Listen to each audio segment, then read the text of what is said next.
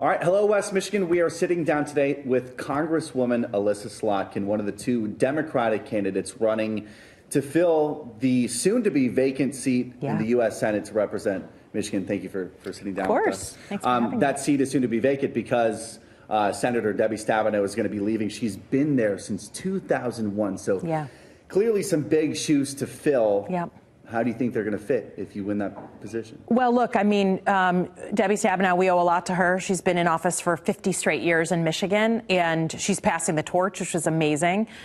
My goal is to do kind of one big thing, and that's why I want to run for Senate, is to me, no matter where you go, whether you're in West Michigan or on the east side of the state, up north, it's gotten harder to get into and stay in the middle class and then beyond. And so I think it's a critical issue. It's one that is my sun and my moon. And I actually think, as a national security person, former CIA officer and Pentagon official, that the security issues now are here at home, economic security. So it's a motivating thing for me, in addition to just being a lifelong public servant and feeling like we need a new generation in Washington. A lot more than just economic security now. Security top of mind for people, especially considering what just happened to President Trump in the assassination attempt. As a former national security official, how would you define the state of security in our country, and how would you go about addressing it? Obviously, it's a huge deal when we have an attempt on a former president's life, on any politician's life, but obviously that was, we'll wait to see what actually happened. I think it's a point of inflection for the whole country that our rhetoric gets so heated and people start talking about the opposite side of the aisle as an enemy, and that's unacceptable. We can't do that. It's created a permissiveness of that violent speech around each other, so we have to call it out, whether it's on our side of the aisle or the other side of the aisle, and I condemn wholeheartedly any use of violence, especially that we saw against former President Trump. I think we all know our country's going through something, right? You don't have to be a rocket scientist to see that. But I don't think we'll be here forever. And I think we need a different approach to get through this period in our history. And it's why, as someone who is a Democrat but represents a Republican-leaning district, I've always tried to have that broad brush conversation. We need to appeal to as many people as possible with the things they care about, the kitchen table issues, and not scream from the rafters on either side of the aisle.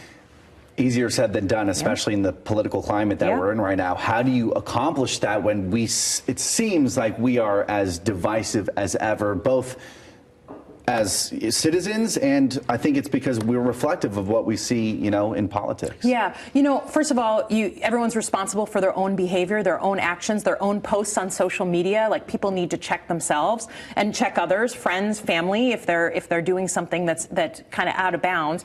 I always try to remember that our kids are watching what we're doing. They're learning every day from our behavior. Would we want our kids talking to another classmate the way we're talking to another parent on, the softball field kind of thing? But I also think that it's if you look at what people are stressed about, what keeps them up at night, regardless of what side of the aisle you're on, it comes from a core set of values. We all believe that you should work hard in this country, stay out of trouble, and be able to do well, and your kids do better. That's like American Dream 101. How we get there, we can differ, but I try to focus on those values. Healthcare. We all believe you shouldn't go bankrupt if you happen to get sick, right? That's been an experience for my mother and my family. Again, we can disagree about how to get there, but trying to focus on what we share and what we have in common, and those tend to be core kitchen table values. You bring up your mother. You've said in the past, you've been open about that was one of your big motivating factors for why you wanted to run for your current seat in Congress. She was diagnosed with cancer, but because the Affordable Care Act was eliminated, made her access to care so difficult and so expensive. It was not passed yet. She died before it was passed, so it wasn't eliminated. It wasn't eliminated, wasn't there. But this is different seat. Has your motivation changed at all? And why make the switch? Why do you want this specific seat? Well, certainly my mom, a very sort of personal issue was why I decided to run, and her not having health care when she was diagnosed with stage 4 ovarian cancer. But for me, when I look at why I want to be in the Senate, is I think we need a different generation that thinks differently about the role of public service. I'm a national security person by training, and for me, I've sworn an oath to the Constitution many, many times in my career, and service in politics should be just as mission-oriented. I serve in a body where a lot of people are in it for themselves, and they make that very, very clear every single day. So I want to be a part of a different generation. I tell people Gen X and the millennials are coming to the Senate because we think about public service differently, and we understand that we need to find common ground wherever we can. That is my job, to help heal the country, but also make sure on principles, on democracies and freedoms, we are defending those wholeheartedly where we need to. So to me, the Senate just allows you to do that in a more significant way. Your opponent in this primary, Hill Harper, how would you say that you guys are different, other than the obvious that you have political experience? He's got this acting background, wants to come in as a non-political, lifelong politician, give the people something different. Where else would you say you guys differ? Well, look, I tend to, believe, I don't like nasty politics. I don't like, kind of attacking the other side. I focus on what I want to do. And for me, a really important thing is I got into politics 6 years ago. I ran for the first time 6 years ago after having nothing to do, working for Democrats and Republicans proudly, whoever was my commander-in-chief. I got in, and then you got to work. It's not, if you want to do this job right, you're out in your community listening every single day, taking the pain and the stress from your community and turning that into action. And there I have receipts. That's not something that you just wake up knowing how to do. You got to fight for people and see it through that final mile. So whether it's representing Lansing and bringing home things to help with our gun violence problem, opening up child care centers, doing things that are responsive to my community, or legislating on issues like prescription drug pricing. How many times has someone pulled me over in the grocery store and said, I can't afford my kids' inhalers. I can't afford my kids' insulin. You got to know how to take that and turn it into a fight, into a piece of legislation that actually changes people's lives. And that is what I've tried to do. I have the receipts there, and that's, I think, a fundamental difference between myself and my opponent. We interviewed him. He was actually the first one we spoke to, sitting in that chair, and he said, I'd love to debate Congresswoman Slotkin. I've tried to reach out to her team. She's been avoiding it. Why not debate him? We have a debate scheduled, I think it's in the next week and a half. Okay, something must have changed since then. Yeah, I think I'm the only one, actually, between us who's actually ever debated. I've debated in every election I've ever had. I welcome it. I feel like it's a strength. So we're debating, I want to say it's the 26th. Okay. Happy to do it. Okay. All right. We'll look forward to covering that at some point, too. Let's say you make it past the primary. Look ahead to the November election. The expected ballot is going to show you versus Mike Rogers. That's the presumptive opponent that you're going to have. We'll see what happens, but that's what the polls are showing right now. How would you view him as a potential opponent, and where do you think he stands on a lot of the same issues that you think are important? Yeah, I think the most important thing is that the Mike Rogers of 2014, the last time he served, is not the Mike Rogers of 2024. He's really just done everything he could to get that Trump endorsement after years of criticizing him. And I think his voting record speaks for himself. He was a 20-year politician between Lansing and in Washington.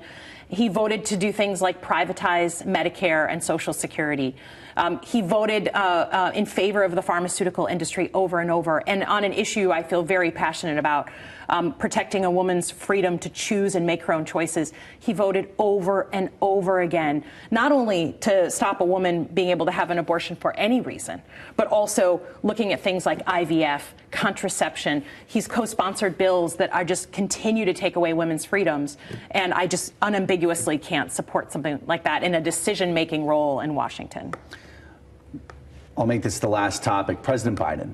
Yeah. What were your thoughts after watching that debate? Oh, I don't think anyone felt good watching that debate.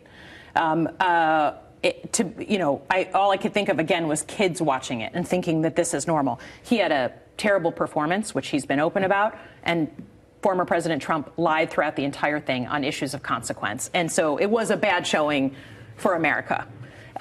It's been a rough few weeks.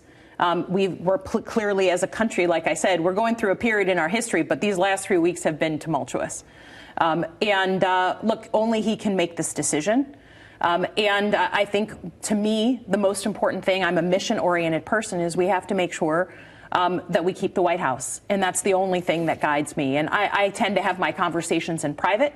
So I'm talking to a lot of Michiganders, including here in Grand Rapids, talking to a lot of people in Washington, including people who are very close to him. But he's got to make a decision that he can stand behind for the good of the country. If it was up to you, would you keep him at the top of the ticket? I'm going to support him. I'm going to support him no matter what in his decision making. And until he makes a different change, I believe that there's such a threat from some of the decisions and some of the more controversial things that President Trump has championed that I'm going to support whoever runs against him. In your conversations on this topic with Michiganders, people in Washington, do you feel like the Democrats still have a shot to win the election if he doesn't step down? I do. I believe that, I mean, just being out and about, knocking doors and out in big groups of people, I think people feel very strongly about the importance of coming out to vote, the importance of making sure that we support the principles and the economic strategy that we believe in. But do I believe that in Michigan there's ever a sure thing? Never. We're a swing state.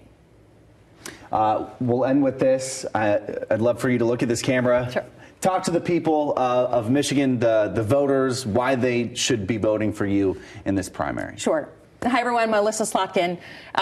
I am trying to get to the U.S. Senate because I think we need a different generation that thinks differently and works harder and approaches the job differently. For me, I believe that's an issue of substance and an issue of style. On substance, I believe very firmly that if America can't be a place you can get into the middle class and beyond, we got a problem. It's existential. So my sun and my moon is protecting and enriching that middle class, getting people into it and letting people live a good life and their kids behind them. And on style, if I manage to get elected, I'll be the youngest Democratic woman in the Senate. I want to bring some of that strategic planning, that thought from my former life in national security into protecting our rights and our democracy in the Senate. All right, August 6th, 2024, primary day. Go cast your votes. Thank you so much, Congresswoman. Thank you. Appreciate it.